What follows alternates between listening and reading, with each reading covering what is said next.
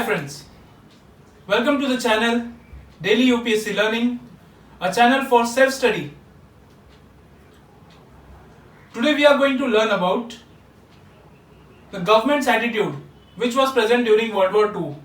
इसके पहले तक हमने पढ़ लिया था वर्ल्ड वॉर 2 तक क्या हुआ था, सिविल डिसोबीडियंस मूवमेंट पढ़ा था, कांग्रेस मिनिस्ट्रीज पढ़ा था, फिर सेशंस पढ़े थे, that is Haripura session, Tripuri session, Wardha meet जो हुआ था वर्ल्ड वॉर 2 के पार्टिसिपेशन की वजह से, फिर रामगढ़ सेशन अब इस बार पढ़ेंगे. तो लास्ट क्लास में हमने पढ़ा था कि इंडियन रिस्पॉन्स क्या था टुवर्ड्स वर्ल्ड वॉर 2. अब हम लोग पढ़ेंगे गवर्नमेंट का क्या एटीट्यूड था फॉर वर्ल्ड वॉर 2. अब गवर्नमेंट जैसे पहले से करती आई है, government wanted to focus on divide and rule. तो गवर्नमेंट क्या करेगी, ऑब्वियसली डिवाइड करेगी इंडियंस को इन 2 ग्रुप्स और 3 groups, that is Muslim League, Hindu Mahasabha, princes versus Indian National Congress. And इस टाइम पे जो थे वर्ल्ड वॉर 2 के time Linlithgow he was the viceroy of India.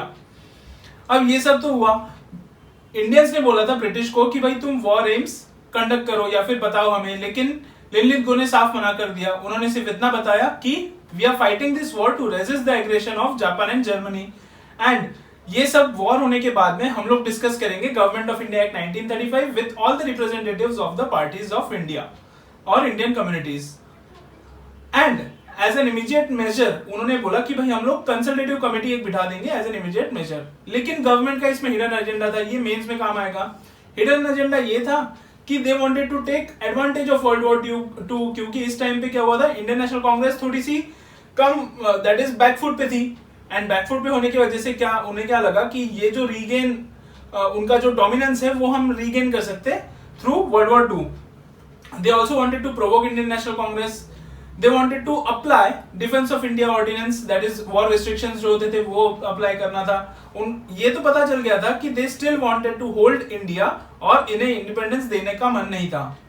They also wanted to win the liberal and leftist sympathy and to show the people of India or the liberal and leftists that INC is pro Japan and pro Germany because they are not with the British. इसलिए जवाहरलाल नेहरू का जो stance था वो final हमने consider किया था, that is balanced approach of both, that Mahatma Gandhi's approach as well as Subhash Chandra Bose, Acharya Narayan Dev. इसके लिए हम लोग लास्ट लेक्चर में ये सब पढ़ चुके हैं. तो अब जब गवर्नमेंट ने ये सब डिसाइड कर दिया तो फिर महात्मा गांधी जो थे वो सबसे ज्यादा एंग्री हुए. उन्होंने बोला कि सबसे पहले तो उन्होंने वो उस टाइम पे कांग्रेस में थे नहीं, लेकिन ही was the leader of Indian national movement. तो उनके लीडरशिप के अंडर कांग्रेस वर्किंग कमिटीज ने डिक्लेयर कर दिया कि भाई हम लोग तो सपोर्ट करेंगे नहीं ब्रिटिश को. प्लस कांग्रेस मिनिस्ट्री ने रिजाइन कर दिया, वो हमने कांग्रेस मिनिस्ट्रीज में पढ़ा था, that is 26 months of Congress rule वाले वीडियो में. अब उन्होंने क्या किया, इंडियन नेशनल कांग्रेस ने रामगढ़ सेशन बिठाया अंडर मौलाना अब्दुल कलाम आजाद. तो ये पीटी पॉइंटर आप याद रखेंगे, क्वेश्चंस पूछ लेंगे कि वर्ल्ड वॉर 2 के टाइम पे कौन वाइसरॉय था, तो लिलिथगो था वाइसरॉय. इसमें रामगढ़ सेशन के टाइम कौन प्रेसिडेंट था, तो मौलाना अब्दुल कलाम आजाद. रामगढ़ सेशन में क्या हुआ था कि दिस ओनली वांटेड इंडिपेंडेंस और उसके अलावा और कुछ नहीं चाहिए था. अब हमारी जो इंडियन नेशनल मूवमेंट है या नेशनलिज्म है उसका मैच्योरिटी लेवल आ चुका था. मैच्योरिटी लेवल या फिर कल्मिनेशन जिसे कहते हैं, culmination of nationalism was independence. उन्होंने बोला कि sovereignty should lie with the people only. People अब किस में, प्रोविंसेस में या तो प्लेन स्टेट में, लेकिन ब्रिटिश के पास नहीं जाना चाहिए. ये सिविल डिसोबीडियंस मूवमेंट हम लोग स्टार्ट करेंगे व्हेनेवर फिट. ये इनका रामगढ़ सेशन के 3 रिजोल्यूशंस थे. अब मुस्लिम लीग ने अपना एक रिजोल्यूशन कर दिया, पाकिस्तान रिजोल्यूशन, जो किया लाहौर में. उन्होंने बोला कि 2 एरियाज में, that is Muslim majority areas and Muslim minority areas. Minority areas में वो लोग सेफगार्ड्स देंगे टू मुस्लिम्स और रिजर्वेशंस देंगे, एंड मेजोरिटी एरियाज में उन्हें इंडिपेंडेंट स्टेट्स चाहिए, that is north west and east, जो अभी फिलहाल का पाकिस्तान है, एंड बांग्लादेश, वो एरिया मुस्लिम मेजोरिटी एरियाज थे वो लोग. अब ये सब तो हुआ. इसके बाद में हम लोग देखेंगे क्रोनोलॉजी. ये जो 1938-39 से लेके 1947 का जो पार्ट है, इसमें इतने सारी चीजें हुई थी कि याद रखना डिफिकल्ट है, इसलिए हम लोग पढ़ेंगे क्रोनोलॉजी वाइज. सबसे पहले हम लोग पढ़ेंगे सेशन वाइज. तो सेशन वाइज हमने ऑलरेडी पढ़ लिया था, दैट इज HTW, ये तो अल्फाबेटिकली है ना. बस रामगढ़ सेशन आपको याद रखना है, that is Haripura, Tripuri Wardha session alphabetically and Ramgarh session. ये तो हो गया अबाउट सेशन। हरिपुरा सेशन में Subhash Chandra Bose was the president, Tripuri session में Subhash Chandra Bose again, but he had to resign, so Rajendra Prasad बन गए थे। वर्धा मीट तो हुई थी, इसमें ये स्पेशल मीट थी तो इसका कोई प्रेसिडेंट कोई पूछेगा नहीं। रामगढ़ सेशन के प्रेसिडेंट थे मौलाना अब्दुल कलाम आजाद। अब लिनलिथगो ने दिया ऑगस्ट ऑफर, तो ये भी पीटी पॉइंटर आप याद रखेंगे, दैट इज लिनलिथगो, या आप याद रख लेना क्योंकि इंक चल नहीं रही है, ठीक है। तो Linlithgow was the viceroy during this August offer, और Linlithgow gave August offer to Indian scenario. अब इसका ऑब्जेक्टिव क्या था, प्रोविजंस क्या कहते हैं ऑगस्ट ऑफर के, उन्होंने बोला था डोमिनियन स्टेटस। तो ये तो भाई अब बहुत पुराना कंसेप्ट हो गया, डोमिनियन स्टेटस तो कोई भी मानता नहीं था इस टाइम तक। तो ये इन्होंने एक्सप्लिसिट कर दिया, पहले तो इम्प्लिसिट करते थे ये लोग कि डोमिनियन स्टेटस देंगे, रिस्पॉन्सिबल गवर्नमेंट देंगे वगैरह वगैरह, लेकिन अब इन्होंने एक्सप्लिसिट कर दिया। तो ये प्रोविजंस आपको याद रखने, पीटी पॉइंटर 5 स्टार आप याद रखेंगे, क्योंकि ऑगस्ट ऑफर के प्रोविजंस कभी कभार वो पीटी में भी पूछ लेते हैं। तो ऑब्जेक्टिव इनका dominion status. Second is governor general की जो एग्जीक्यूटिव काउंसिल थी उसमें इंडियंस मेजोरिटी में रहेंगे, ऐसा उन्होंने बोला था। तो अब तक ये हुआ नहीं था, तो फर्स्ट टाइम अगर होता तो ये होने वाला था, that is Indians will be in majority in the governor general executive council.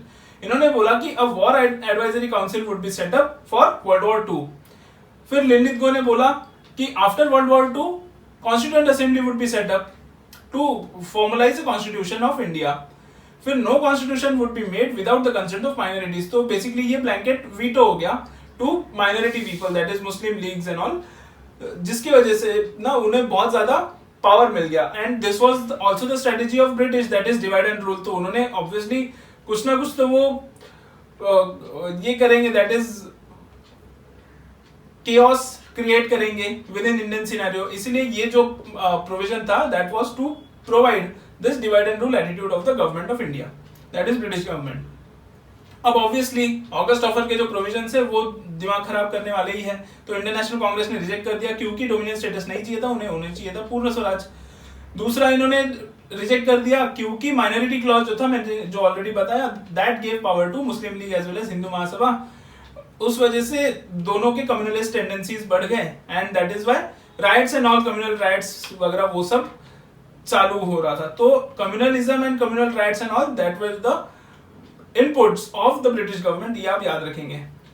फिर आया मुस्लिम लीग। मुस्लिम लीग ने तो वो तो खुशी होंगे ऑब्वियसली, वीटो एश्योरेंस से वो खुश हो गए, एंड उन्होंने बोला कि partition is the only solution now. तो अब तक कम्युनलिज्म का भी फोर्थ फेस आ चुका था, वो कम्युनलिज्म हम लोग अलग चैप्टर में पढ़ेंगे, अलग वीडियो में।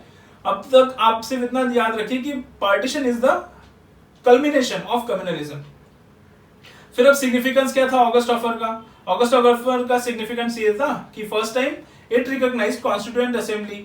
अब तक के तो सिर्फ हम लोग डिमांड्स कर रहे थे ना कॉन्स्टिट्यूएंट असेंबली की, भाई हमें दो कॉन्स्टिट्यूएंट असेंबली किस लिए होता है, to formulate a constitution for an independent India. तो वो फर्स्ट टाइम रिकॉग्नाइज कर दिया गया Indians right to frame its own constitution, ये ऑगस्ट ऑफर में आया था। आप ये याद रखिएगा 1940 से बहुत सारे प्लान्स एंड ऑफर्स आएंगे, August offer, Cripps mission, cabinet mission, Wavell plan वगैरह वगैरह। तो ये हम लोग स्टेप बाय स्टेप याद करेंगे। सबसे पहले तो ए से, अल्फाबेटिकली ए से शुरू होता है ना सब कुछ, तो 1940 to 47 में अल्फाबेटिकली ए से आएगा ऑगस्ट ऑफर, तो ये याद रखना। फिर उसके बाद में आएगा सी, सी से क्या आएगा, कैबिनेट, सॉरी सी से आएगा क्रिप्स मिशन, तो क्रिप्स मिशन ये याद रखना। कैबिनेट मिशन सबसे लास्ट हुआ था। तो ये तो ट्रिक्स है to learn history and the chronology of the history. तो सिग्निफिकेंस ये फर्स्ट हमने पढ़ लिया। सेकंड ये था कि ये जो है दैट इज गवर्नर जनरल का एग्जीक्यूटिव काउंसिल, इसमें first time Indians were in the majority. तो 8 out of 12 members were Indians, but British के पास में इंपॉर्टेंट पोर्टफोलियोज थे, that is defence, finance and home, तो इसका कोई फायदा ही नहीं था। लेकिन फर्स्ट टाइम ये दो चीजें हुई, एंड जो वॉर एडवाइजरी काउंसिल है वो बनाया गया by the name of National Defence Council. अब ये तो हो गया about the August offer. August offer and Cripps mission के बीच में दिल्ली चलो मूवमेंट हुआ था, दैट इज इंडिविजुअल सत्याग्रह। अब ये तो था, हमने ऑलरेडी वर्धा मीट में पढ़ लिया था कि Indians did not want to take the misadvantage of world war 2, क्योंकि इस टाइम पे जो है we are all fighting against the fascist powers. तो फासिस्ट पावर्स के अगेंस्ट भले ही दोनों इंपेरियलिज्म है, लेकिन जवाहरलाल नेहरू के जो आइडियाज थे, जो ऑफिशियल रिजोल्यूशन बना of the CWC Wardha meet, उसमें हमने ये बोला था कि हम लोग पहले इन्हें नेगोशिएट करेंगे एंड उसके बाद में सिविल डिसोबीडियंस मूवमेंट शुरू करेंगे, इमीडिएटली नहीं करेंगे एंड मिस एडवांटेज नहीं लेंगे। इस चीज का, इस अपॉर्चुनिटी का। तो इसीलिए हमने क्या किया, लिमिटेड सत्याग्रह स्टार्ट किया। लिमिटेड मतलब क्या, इसी को कहते हैं इंडिविजुअल सत्याग्रह और दिल्ली चलो मूवमेंट। ये हुआ था स्टार्ट 1940 में। एंड गवर्नमेंट को उन्होंने ऑलरेडी ये बैकग्राउंड हो गया कि गवर्नमेंट को बहुत नेगोशिएशन का टाइम दिया, इन्होंने कुछ एक्सेप्ट किया नहीं, तो फिर इंडिविजुअल सत्याग्रह हमने स्टार्ट कर दिया। वॉर रिस्ट्रिक्शंस भी थे उस टाइम पे, क्योंकि ब्रिटिश ने हमसे बिना पूछे हमें वर्ल्ड वॉर 2 में पार्टिसिपेट करवाया था। एंड उस वजह से we wanted to make anti war speech, लेकिन वर्ल्ड वॉर 2 के वॉर रिस्ट्रिक्शंस के वजह से फ्रीडम ऑफ स्पीच भी इन्होंने छीन लिया गया था by the defence of India rules. तो हमें इसके अगेंस्ट प्रोटेस्ट करना था। प्लस इंडियन नेशनल कांग्रेस को पता था कि महात्मा गांधी ही इसे लीड करेंगे। तो इसका एम क्या था इंडिविजुअल सत्याग्रह का? The first was to show that our patience is not a weakness. तो हम लोग आपके साथ कोऑपरेशन कर रहे हैं, इसका मतलब ये नहीं कि हम वीक है, ठीक है? तो ये आपको इसमें पता चल जाएगा। सेकेंड इज पीपल के अंदर जो फीलिंग थी नेशनलिज्म वाली, दैट कुड कम आउट, कि people were not again interested in war, plus people did not distinguish between Nazism as well as double autocracy which was in India by the British. तो this was basically Jawaharlal Nehru's opinion जो people के अंदर भी था। अब also they gave opportunity to British कि negotiate कर लो भाई पहले। अब इसके components कौन से थे इंडियन individual सत्याग्रह के? The first was कि few individuals आएंगे in each locality। इनका डिमांड क्या होगा? जो मैंने ऑलरेडी बताया, anti war speech and freedom of speech against the world war 2। Third कि हैंडपिक्ड रहेंगे ये लोग, कि खुद डिसाइड करेंगे, प्लस डिस्ट्रिक्ट मजिस्ट्रेट को ये लोग इन्फॉर्म करेंगे वेन्यू एंड टाइम हम लोग स्पीच करने वाले anti war speech, and arrest court करेंगे। अगर इन्होंने अरेस्ट नहीं किया तो ये लोग विलेजेस में जाएंगे एंड विलेजेस में बोलेंगे कि भाई दिल्ली चलो। And they wanted to spread and prepare the people for the next phase of civil disobedience movement, that is quit India movement, जो शुरू हुआ था 1942 में।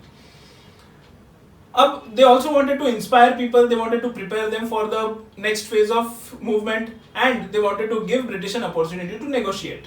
अब इसके 4 फेजेस हुए। सबसे पहले तो अक्टूबर में ये स्टार्ट हुआ, अक्टूबर 1940। ये मंथ्स एंड ऑल कोई याद नहीं रखेगा, सिर्फ मोटा मोटा आप ईयर याद रखो या फिर क्रोनोलॉजी याद रख लो कि August offer and Cripps mission के बीच में हुआ था दिल्ली चलो मूवमेंट और इंडिविजुअल सत्याग्रह। तो ये याद रखेंगे आप।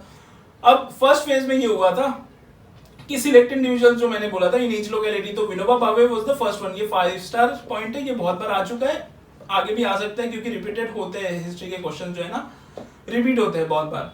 तो Vinoba Bhave was the first individual Satyagrahi in the Delhi Chalo movement. Jawaharlal Nehru was second and Sardar Vallabh Bhai Patel was third. फिर सेकंड फेज में क्या हुआ, Congress working committees, all India Congress committees and central and provincial legislatures, इन्हें भी ज्वाइन करने का मौका दिया गया। फिर थर्ड फेज में लोकल कांग्रेस बॉडीज को पार्टिसिपेट कर दिया। एंड फोर्थ फेज में पोस्ट अप्रैल हुआ था ये, दैट इज पोस्ट अप्रैल 1941। लेकिन इस टाइम पे रविन्द्रनाथ टैगोर एंड उनके जो लोग थे ये लोग भी पार्टिसिपेट कर रहे थे। अब Mahatma Gandhi and Indian National Congress were still reluctant कि भाई हमें मिसएडवांटेज नहीं लेना है of world war 2 and Mahatma Gandhi also wanted to prepare people for the next phase of Indian national movement. उस टाइम पे जैसे ये जो चीजें चल रही थी वहां तक क्या हुआ था कि अपॉर्चुनिस्टिक एलिमेंट्स बहुत आ गए थे Indian National Congress and as a organisation it was weak. तो इस टाइम पे क्या हुआ कि इंडियन नेशनल कांग्रेस को बहुत स्ट्रांग बनाया गया। तो this was back in shape before quit India movement. Almost 25,000 satyagrahis were convicted and बहुत सारे तो रिलीज भी हो गए क्योंकि वो तो सिर्फ एंटी वॉर स्पीच ही कर रहे थे ना, इस वजह से ये रिलीज भी हो गए मोस्टली। फिर अब नेक्स्ट जो वीडियो है इसमें हम लोग पढ़ेंगे कि वर्ल्ड वॉर 2 के टाइम पे क्या हुआ था एंड क्यों विंस्टन चर्चिल के ऊपर लोगों ने pressure, that is other countries ने प्रेशर किया टू गिव इंडिया इंडिपेंडेंस, क्योंकि इंडिया तो कोऑपरेट कर नहीं रहा था। Indian cooperation, the people of India's cooperation was important क्योंकि जापान आ गया था रंगून तक, दैट इज जापान ने रंगून को कैप्चर कर लिया था, रंगून बर्मा एंड ऑल, तो वो ऑलरेडी कैप्चर्ड थे एंड वो जो वॉर था that was near to India. इसीलिए विंस्टन चर्चिल जो तब ब्रिटिश के प्राइम मिनिस्टर थे उन पे प्रेशर जनरेट किया गया बाय अदर कंट्रीज। तो यूएसए में उस टाइम रूजोवेल्ट थे, देन चाइना में चियांग काई शेक, ये सब लोग उस टाइम पे प्रेजेंट थे। तो ये सब तो पार्ट हुआ वर्ल्ड वॉर का, तो ये इस टाइम हुआ था। इसके नेक्स्ट वीडियो में हम ये देखेंगे, plus Cripps mission, quit India mission, famine and 1943 and Wavell's plan, ये हम लोग देखेंगे इसके नेक्स्ट वीडियो में। So thank you guys. I hope you like this video. Share it to maximum number of people. जय हिंद।